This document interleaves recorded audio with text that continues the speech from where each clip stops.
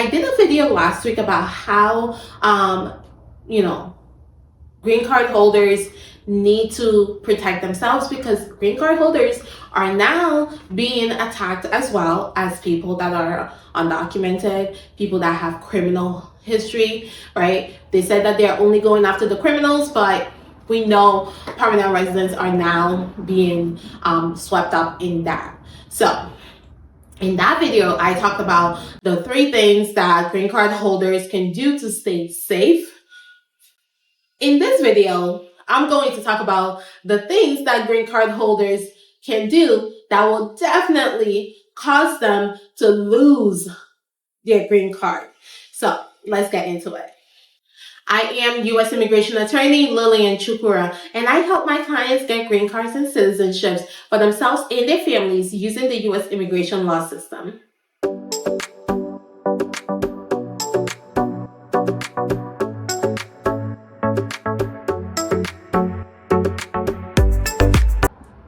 One of the things to keep in mind when you are a green card holder, you are a permanent resident of the U.S., but you are not a citizen. So the rules that apply to citizens do not always apply to you. A U.S. citizen can commit a crime, go to jail, come back, they're still a U.S. citizen. A permanent resident does not have the same privileges, so you need to move differently than U.S. citizens. One of the things that people do not know about being a green card holder is that if you commit a crime within 5 years of being a permanent resident, that makes you deportable. So when I say the same rules do not apply to you, the same rules do not apply to you, okay? A citizen does not have to, worry about their days. But you as a green card holder, you need to make sure that you are not doing anything to break the law. Again, it says within the first 5 years, if you commit a crime, you are deportable. So you really need to be careful about that and not commit any crimes. That's really the moral of today's video, right? One of the fastest way to land yourself in deportation proceedings and potentially being deported from the U.S. is by committing a crime. I am telling you, I have seen this happen. I have seen a green card holder and a U.S. citizen charged with the same offense. And the green card holder got a harsher sentencing, and then they also got deported. But the U.S. citizen did not get deported, right? Because they're a U.S. citizen. They're a naturalized citizen, but they're a U.S. citizen. So the same rules do not apply.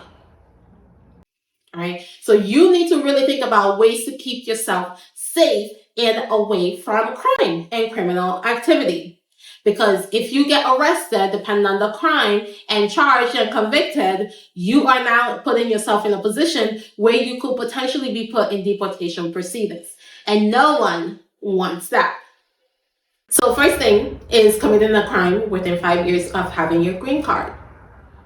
You're putting yourself in jeopardy of deportation, right? If you're convicted of a crime within 5 years, you are putting yourself in jeopardy of being deported. The second one is committing a crime involving moral turpitude or an aggravated felony. Both of these things will land you in deportation proceedings. It is so important that as you are living your life in the U.S., that you avoid crime at all costs. Like I said, it's the fastest way to end up in deportation proceedings, right? So what kind of crimes involve moral turpitude? I will tell you the one that I use all the time as an example because people do not think about this as a deportable offense. And that is violating a restraining order, right? So you get a restraining order, you're like, forget this restraining order. You go and violate it. You are now deportable because you violated that restraining order. When it comes to crimes involving moral turpitude, when it comes to crimes that can make a green card holder end up in deportation proceedings, that is one that people don't think about. And I have to always look at my clients' cases, see if they have a restraining order against them. And if they do, remind them over and over and over again that should not be violated, because if they do, they will end up in deportation proceedings. And no one wants to be in deportation proceedings, okay? So avoid crime at all costs. Avoid convictions at all costs. Remember, these crimes require conviction. For you to be deportable, you need to be convicted of the crime. Now, what does conviction mean under immigration law is different from what it means under your state law. So I'm in Massachusetts, so I'll use Massachusetts state law as an example. In Massachusetts, we have different things that a person can be given once they're charged with a crime, right? So there's pretrial probation. In Massachusetts, pretrial probation is not a conviction. For immigration, it's also not a conviction because you are not admitted to the crime. The second one is guilty filed. So when it's filed, you are also not admitted to a crime. It's just filed and that's it. For immigration, that is not a conviction. In Massachusetts, we have something called continuance without a finding, right? Continue without a finding. When you get that in Massachusetts, that is not a conviction for Massachusetts purposes. A lot of criminal lawyers, when they're applying to citizens, will push for a quaff, that's what we call it, continuance without a finding, because it is not a conviction under Massachusetts law. But for immigration purposes, as a green card holder, if you decide to take that quaff and take the continuance without a finding, it's a conviction for immigration purposes, even though it's not a conviction for state purposes. So you see how it's really important to not only not commit a crime, but to know what you're pleading to if you decide to take a plea, to make sure that it is not a conviction that will cost you your green card. Okay, there are certain convictions that have waivers that you can apply for a waiver for if you qualify for it, right? Even if you're put in deportation proceedings, you may be able to qualify for a waiver. If you are charged with crimes involving controlled substances other than less than 30 grams of marijuana, you do not have a waiver.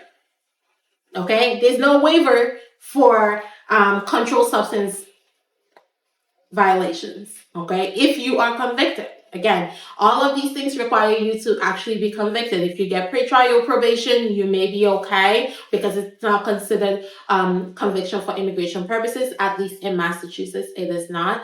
Each state is different. So that's why I always say, before you file anything, if you have a conviction, you and your immigration lawyer need to sit together and figure out if those convictions are going to affect you in the immigration context. So not only can you actually get naturalization application approved, but does this thing make me deportable that even though I could technically get naturalized, I could also end up in deportation proceedings. You see how those two things need to be determined before you file anything with USCIS? So for green card holders, you really want to avoid crimes, okay? You really want to avoid convictions of crimes. So crimes within 5 years, crimes at all that are considered crimes involving moral turpitude, crimes that are considered aggravated felonies, crimes that are drug related, controlled substance related. Really want to avoid those at all costs, okay?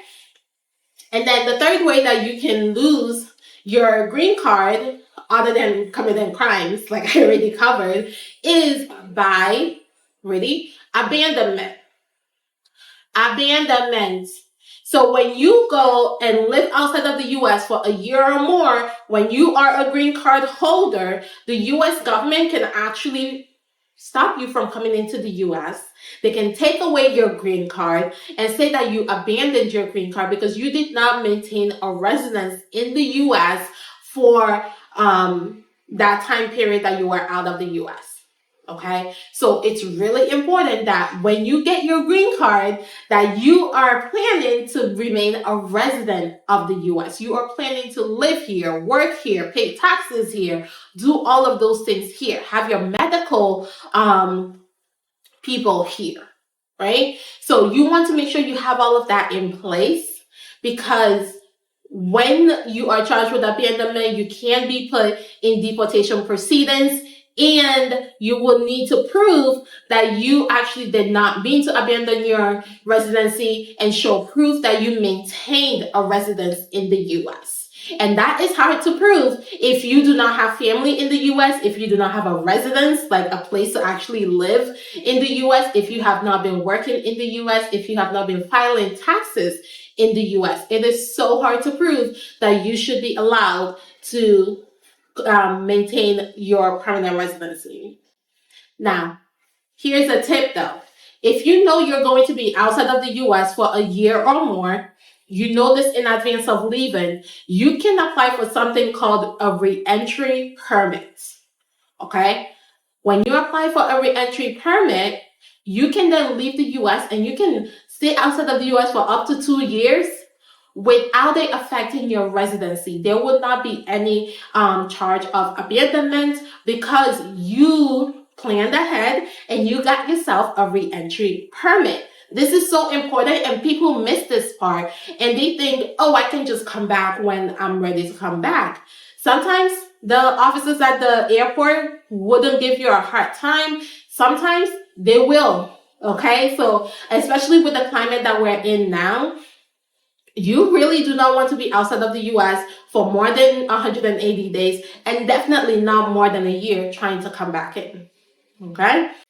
Another way to lose your permanent residency is by committing fraud or misrepresentation. And USCIS finding out that you committed fraud or misrepresentation, they can choose to put you in deportation proceedings.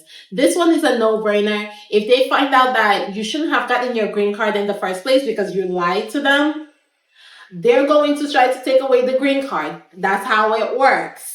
And it's going to keep working that way. So let's be very clear. Before you file any application, you are doing the analysis. You are being honest with your lawyer, right? Because we cannot protect you or give you legal advice without knowing all the facts. Right? If you come to me and you do not tell me that you have had any misrepresentation or something you put in your application in the past may not be absolutely true, and I go into a USCIS application, saying that everything in the past is true, you've never lied, everything is great, we get to the interview and the officer presents evidence that shows that, oh, wait, something is not right, this doesn't make sense, oh, you lied to us, and now you go ahead and admit to it, I'm sitting there looking stupid because you never told me about it. Because probably if you told me about it, I would have told you not to apply for that citizenship. Okay? So it's really important as green card holders that you are, honest with your lawyer before you file for citizenship, because that is going to be a problem if something comes out at the citizenship stage that ends up making you deportable. And now, not only are you not becoming a citizen, you can also lose your green card. But, being honest with your attorney is going to give you the best result every single time, because I can actually give you proper legal advice based on your particular situation and give you the options of, if you go ahead to do this application, these are the consequences that may result. And then you can actually make an informed decision of what you want to do. If you want to move forward, well, I can only move forward with you if we are honest in the application, because when you're applying for citizenship, it asks you, have you ever given false information, false documents, misrepresented information to USCIS or US Immigration? If I know for a fact that you have misrepresented information, I cannot then go on your form and say, no, that you didn't, because I have ethics, right? I have to deal with my ethics. So that's why it's really important to have that conversation with your attorney ahead of time And then they can make an informed decision whether to represent you or not. They can tell you whether that action you're trying to take is actually going to be beneficial to you or not. And then the final way to lose your green card under the Trump administration is for, you guessed it, the Secretary of State to take it away from you. Okay? Marco Rubio has been on a bender of trying to take away green cards, visas from people that they consider to be against U.S. foreign policy or to make statements against U.S. foreign policy, right? So we have seen him do this with a couple of green card holders because they protested, because they, spoke out against certain U.S. actions. And mind you, those U.S. actions are not even against this particular administration. It was the administration before, but they are taking it very personal. And they are now taking away people's green cards without due process. And guess what? Unfortunately, it's legal. It's in the Immigration and Nationalization Act that the Secretary of State is able to do that. So now we have to wait to see how the court handles it. If the court is just going to be like, well, it's in the INA, so they can do whatever they want, or if the court is actually going to put some limits on that power.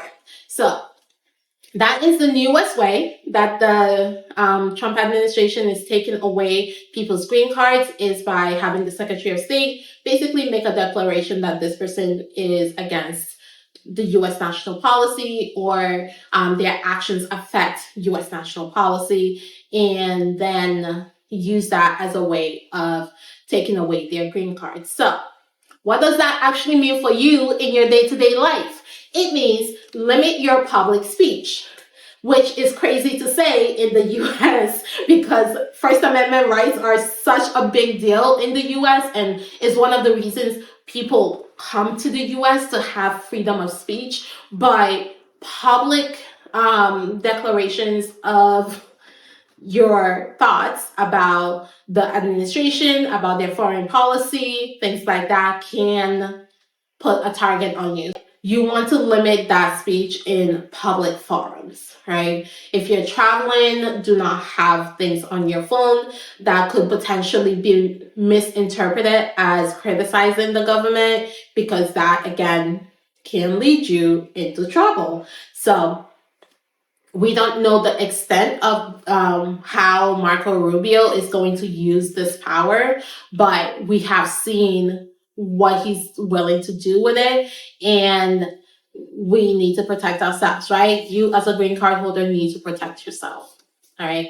And as a green card holder, one of the best ways for you to protect yourself is to become a citizen. Like I said, the rules are different for U.S. citizens, so you want to become a citizen if you qualify to be a citizen. If you're a green card holder and you want to know if you qualify for citizenship, if you have a crime that you're not sure if it could potentially affect your ability to become a citizen, or if it makes you deportable, go ahead and schedule a strategy session with me so that we can discuss your options and see if it is something that you should be worried about. And if you do qualify for citizenship, the steps that you can take to become a citizen. If you would like to schedule that strategy session, please go to my website, lilylegal.com, and click on Contact Us, where you can pick a date and time that works best for you for us to speak.